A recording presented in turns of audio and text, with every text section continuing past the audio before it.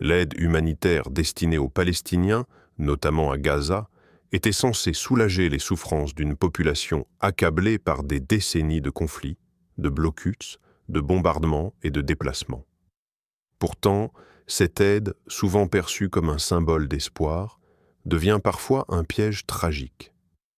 D'abord, parce qu'elle est instrumentalisée politiquement. L'aide devient un outil de pouvoir pour certains acteurs locaux qui la redistribuent non pas selon les besoins, mais selon les fidélités politiques ou religieuses.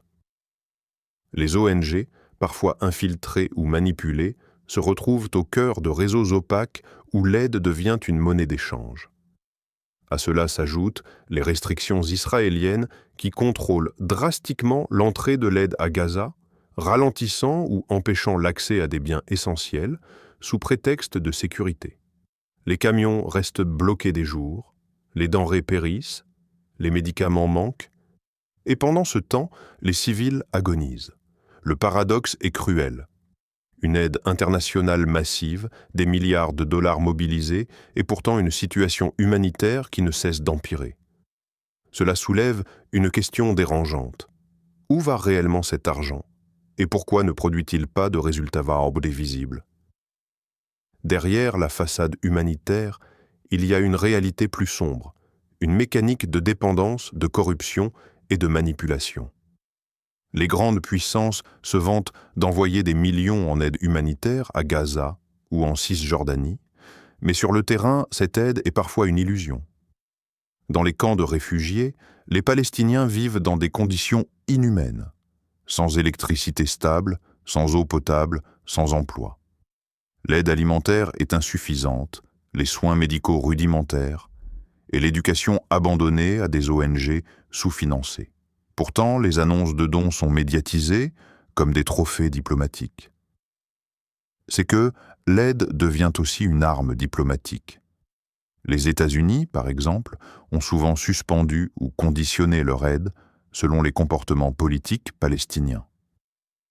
L'Union européenne, quant à elle, injecte de l'aide dans des structures qui peinent à fonctionner en raison de l'occupation et de la fragmentation du territoire. En outre, certains gouvernements étrangers utilisent l'aide comme une manière de se dédouaner politiquement, en compensant leur inaction diplomatique par de la charité ponctuelle. Cette approche fragmentée, partielle, et souvent biaisée, contribue à nourrir un système où l'aide humanitaire ne résout rien, mais prolonge un statu quo tragique. Elle entretient la survie, mais pas la dignité. Elle éteint les feux sans jamais reconstruire durablement. Il y a aussi un phénomène encore plus inquiétant, celui de l'aide qui tue. Plusieurs rapports ont révélé que certains convois humanitaires ont été ciblés, bombardés ou bloqués, provoquant la mort de travailleurs humanitaires et de civils. Les zones de conflit comme Gaza deviennent des pièges mortels pour ceux qui veulent aider. En avril 2024, le bombardement de plusieurs travailleurs de World Central Kitchen en est un exemple glaçant. Ce genre de drame n'est pas seulement un accident de guerre, il révèle une militarisation du secours. Les humanitaires ne sont plus protégés par leur neutralité. Les hôpitaux sont visés, les écoles bombardées, les camions pillés. L'aide devient un champ de bataille. Certains groupes armés détournent aussi l'aide pour alimenter leur arsenal, provoquant une suspicion généralisée autour des opérations humanitaires.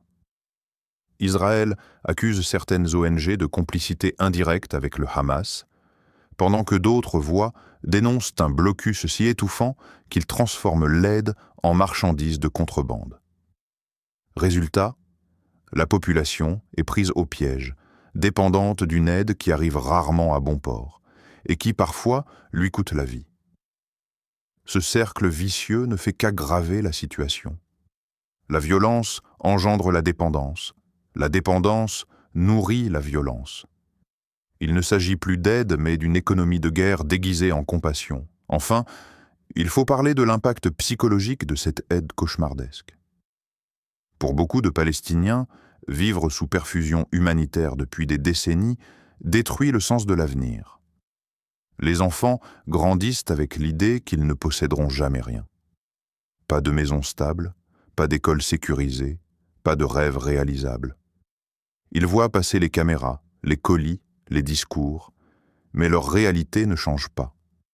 Ils apprennent que leur souffrance est une marchandise, que le monde consomme sans fin. Cette répétition du malheur engendre une résignation toxique, une colère muette ou explosive. L'aide ne soigne plus, elle humilie.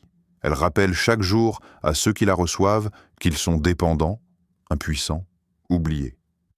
Il ne s'agit pas ici de remettre en cause la générosité des peuples, ni l'engagement des humanitaires sincères. Mais il est urgent de repenser ce système. L'aide ne doit plus être un pansement sur une plaie qu'on refuse de fermer. Elle doit accompagner une vraie solution politique, juste et durable. Tant que cette solution n'existera pas, chaque paquet de riz, chaque seringue, chaque tente distribuée portera en elle le poids d'un cauchemar prolongé.